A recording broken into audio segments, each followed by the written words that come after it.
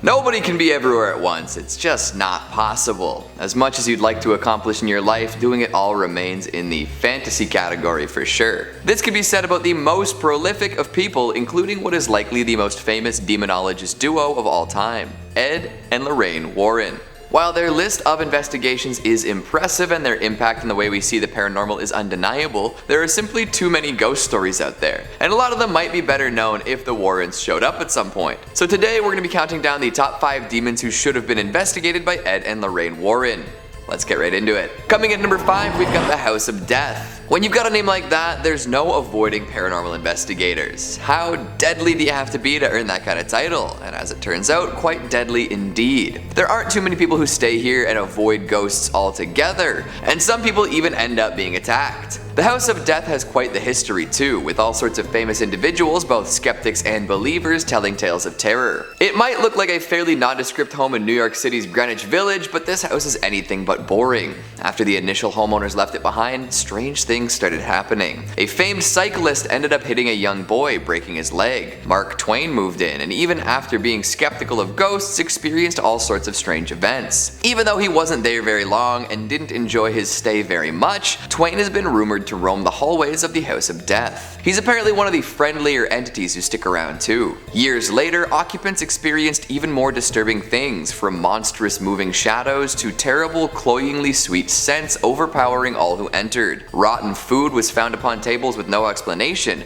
and freezing cold temperatures in extremely specific places were found. It got to the point where they had to bring in a paranormal investigator who did indeed confirm that more than 20 spirits were inhabiting the House of Death. Not all of them were friendly either. Another author moved into the house, completed a manuscript, and then died under mysterious circumstances. A family moved in after that, and after a wild bender, the father murdered his daughter in a vicious attack. So even though the paranormal investigator had come through and confirmed there were indeed presences in the house, nothing was really done about it. Had the Warrens attempted an investigation, who knows what could have happened. Although the duo found themselves under a fair deal of scrutiny in relation to their investigations. Skeptics claimed and still claim that they were frauds, so it is possible that their visit would have simply sold a few more books. Regardless of the efficacy of the visit, the Warrens would have brought more attention to the house and possibly discovered more about the ghosts and demons supposedly living within. Coming at number 4, we've got Robert the Doll. Why not add another doll to the Warrens' long list of paranormal investigations? I think having Robert in the same room as Annabelle would result in some fascinating happenings. Even if nobody witnessed them in person, the stories would be legendary beyond compare. Imagine a crossover movie with both famous playthings somehow duking it out. The possibilities are endless. Hell, there's even a series of Robert movies. Definitely a cheap cash-in on the success of the Annabelle flicks, but what do you expect, right? After making his way across the United States over the course of about 100 years, Robert now sits at the East Martello Museum. Anyone who does not properly respect the doll during a visit will be cursed and suffer a terrible fate. Some perish in car crashes, others have brushes with death. But Robert is said to be pulling the strings in the background the entire time.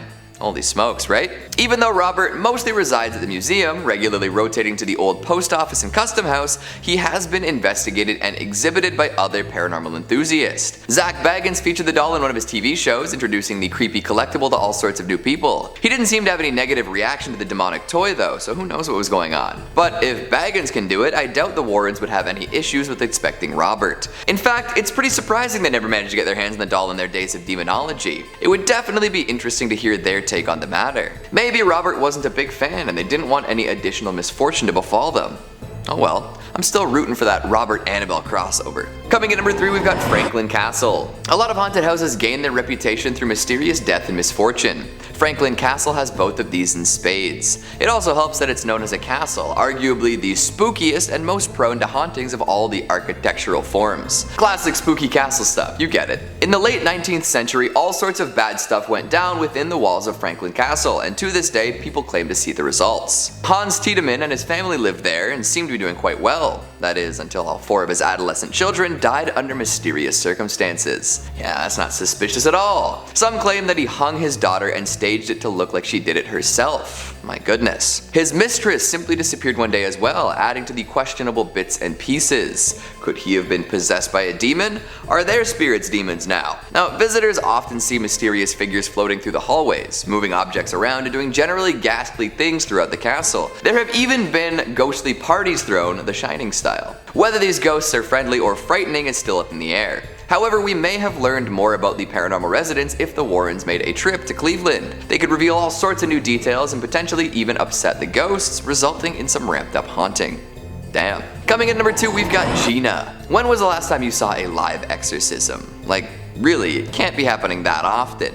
And even then, the folks involved are usually just the interested parties, families of the possessed, and those performing the exorcism itself. So what happens when somebody has their exorcism aired on live television? Well, all sorts of craziness, of course. In the early 90s, ABC aired an exorcism live on TV, showing America just what happened when a 16-year-old claims she's possessed by demons. Not one, but 2 demons. Now, there's a lot of controversy related to this particular case, and I'm sure if the Warrens were involved, that would only increase. But it's a very interesting case study from an era before the internet was intense as it is today. A girl named Gina, who had a rocky upbringing, claimed that she was possessed by 2 demons. One was named Minga, the other Zion.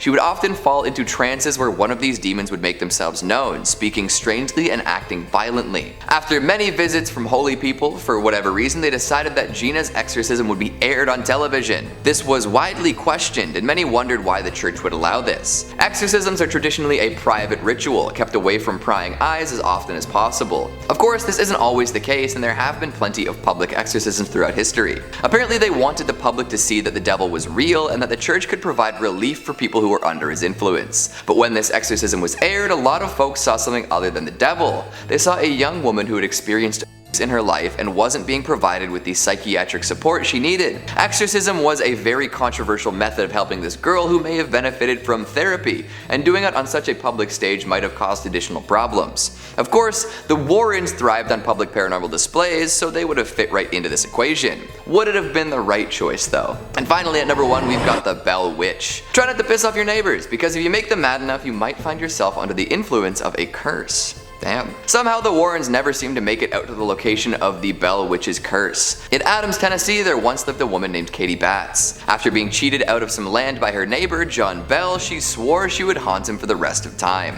On her deathbed, she confirmed this curse and passed on to the other side. Following this spooky promise, the Bell family found themselves in a difficult situation. They would be attacked by invisible assailants, heard terrifying noises throughout their house, and witnessed chimeric animals visiting their farm. Katie Batts was still sticking around and using her demonic presence to haunt the Bells. Some say you can still feel her influence on the property, which includes a reconstructed cabin and a cave that is said to be just as haunted. My word, do you think these demons would have cemented the Warrens' legacy even further? They're such divisive figures now, who knows if these visits would have panned out well. What'd you think of my list? Do you agree with the picks? What demons do you think Ed and Lorraine should have investigated? Make sure you let me know down in the comments. Speaking of comments, let's take a look at some of your more languorous ones from the top 5 most haunted items at the Warren Occult Museum Part 3. Sukoyot says, from what I remember, the vampire coffin was owned by someone who would actually sleep in the coffin, and their practices would allow them to leave their body and drain the life force from their victims and use that energy to strengthen themselves.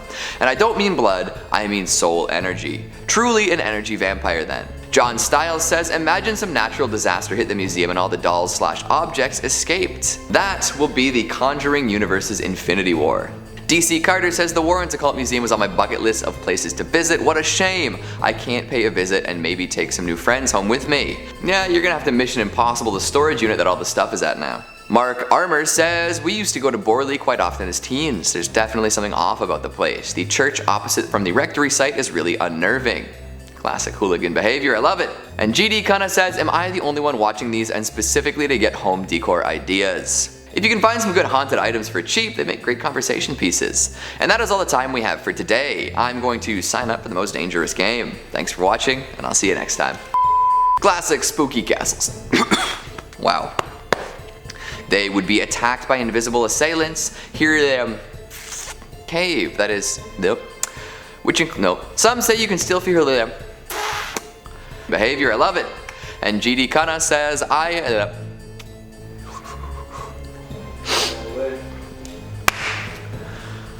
oh. Nobody can be everywhere.